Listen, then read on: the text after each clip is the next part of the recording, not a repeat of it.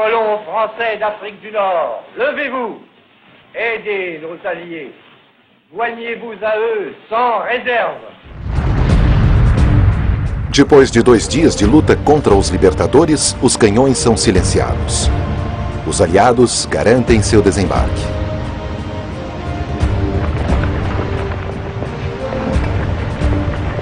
Argélia.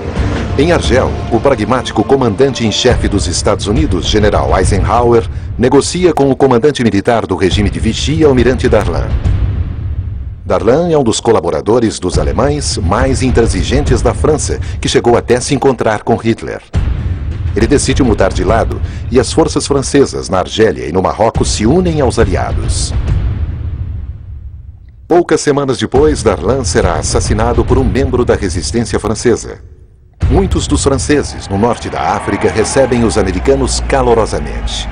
Os Zouaves, soldados franceses, e o exército francês da África também estão aliviados. Eles nunca realmente quiseram atirar contra os americanos.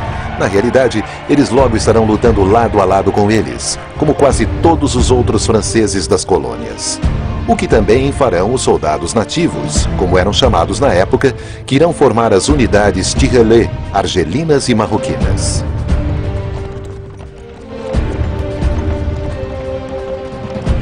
Os poderes do eixo se anteciparam aos aliados, movimentando-se pela Tunísia, um território ainda controlado pelo regime de Vichy, o que permite que os alemães permaneçam ali. Voltaremos a seguir com Redescobrindo a Segunda Guerra no Nat de 9 de novembro de 1942.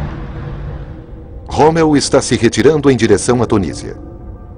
2 dias mais tarde, a fim de assegurar a costa mediterrânea, Hitler invade o sul da França, até então chamada Zona Livre Não Ocupada. As ordens de Hitler são tomar o porto de Toulon, onde a maior parte da marinha de Vichy está baseada. Com sua abalada autonomia agora em risco, os almirantes de Vichy decidem pôr a pique a sua frota.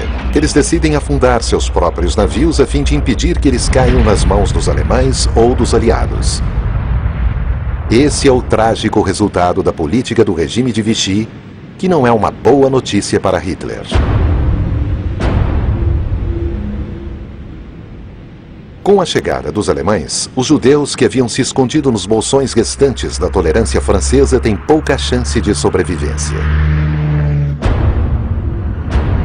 Entre a atmosfera cada vez mais sinistra de reagrupamentos e denúncias por toda a Europa, crianças são salvas por famílias corajosas. Como a de Carl de Bruvet. Ele é um banqueiro belga. Enquanto filma seus 4 filhos, sua esposa, Denise, esconde 2 crianças judias. Monique Mogulski, a filha de 12 anos de um engenheiro que também está escondido em algum lugar. E Adrien Sabkahu, de 6 anos, cuja mãe foi presa e deportada para um campo de trabalho na Europa Oriental. Ela nunca irá retornar de Auschwitz. Agora, muitas pessoas já suspeitam de que, quando os ocupantes usam palavras como campo de trabalho, seu verdadeiro significado é morte. Carl e Denise de Bruvet são heróis comuns, que um dia serão agraciados com o título de Justos entre as Nações, ao lado de mais de 20.000 outros homens e mulheres por toda a Europa ocupada.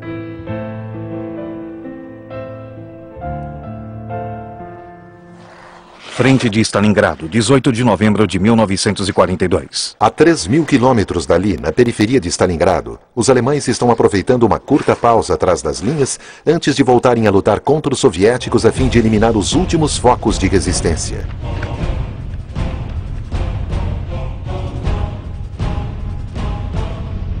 Os flancos do exército alemão estão sendo defendidos por unidades dos países satélites do Reich, romenos, húngaros e italianos, que não fazem a mínima ideia do perigo iminente que os ameaça.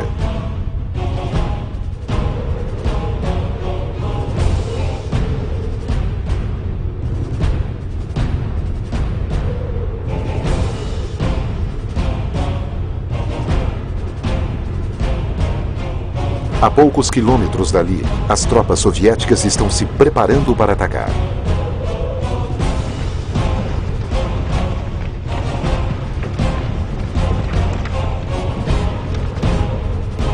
Eles estão prontos para lutar. Há mais de 1 milhão deles. Eles irão avançar violentamente contra as unidades mais fracas do inimigo, a fim de cercar o exército alemão que ocupa Stalingrado. 19 de novembro de 1942. Às 7 da manhã, os soviéticos destroem as linhas inimigas, bombardeando-as com lançadores de foguetes que eles chamam de órgãos de Stalin.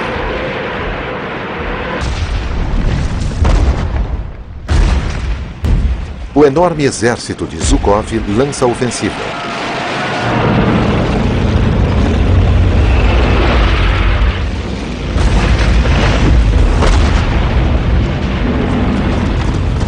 Os húngaros não têm munição suficiente e os romenos não possuem armas antitanques.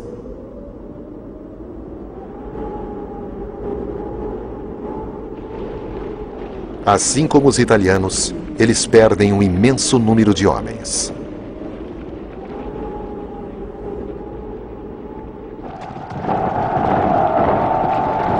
Kalash, do Rio Dom, 23 de novembro de 1942. Os dois exércitos soviéticos do norte e do sul se encontram. Os cineastas soviéticos usam suas habilidades para glorificar o momento. Os alemães veem os tanques soviéticos fecharem o cerco ao seu redor. O 6º Exército do General Paulus é encurralado dentro de Stalingrado.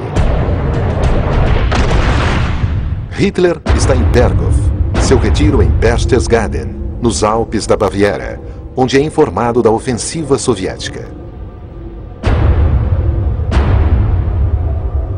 Sua reação instantânea é esconder a notícia do povo alemão. Ele vai apressadamente ao seu quartel-general na Prússia Oriental, declarando: se o 6º Exército se retirar de Stalingrado, a Wehrmacht nunca terá condições de voltar.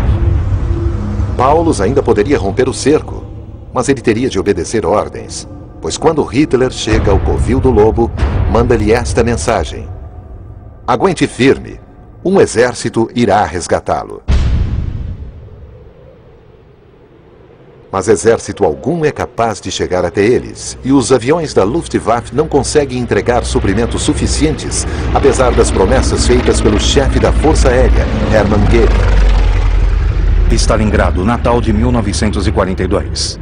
No Natal, as rações são reduzidas a 50 gramas de pão e 12 gramas de gordura.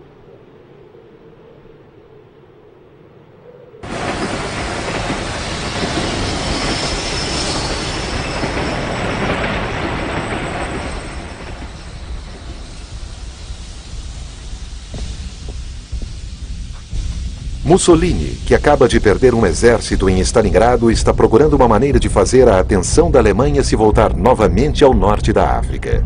Ele escreve a Hitler: na minha opinião, a Rússia nunca poderá ser destruída. Ela é defendida pelo seu próprio tamanho, um território tão vasto que nunca pôde ser conquistado ou tomado. O capítulo russo terminou. Devemos fazer a paz com Stalin. O que Hitler faria? Negociar seria admitir que a campanha na Rússia foi um enorme fracasso, mas acontecimentos futuros nunca darão a escolha a Hitler. Roosevelt, o presidente dos Estados Unidos, chegou a Casablanca, no Marrocos, para participar de um dos encontros mais importantes da história moderna. Casablanca, Marrocos, 13 de janeiro de 1943. Ele e Churchill querem resolver a difícil questão da força política francesa. Roosevelt quer excluir de Gaulle, que desde 1940 vem proclamando sua legitimidade como líder do movimento da resistência francesa. Roosevelt diz: o general de Gaulle é um soldado, certamente um patriota e devotado a seu país. Mas, por outro lado, ele é também um político e um sectário, e eu acredito que ele tenha todos os atributos de um ditador. Roosevelt prefere convidar um outro grande líder francês, General Giraud, para Casablanca. Feito prisioneiro em 1940, ele acabara de fugir da Alemanha e chegar ao norte da África. Ele tem uma presença marcante.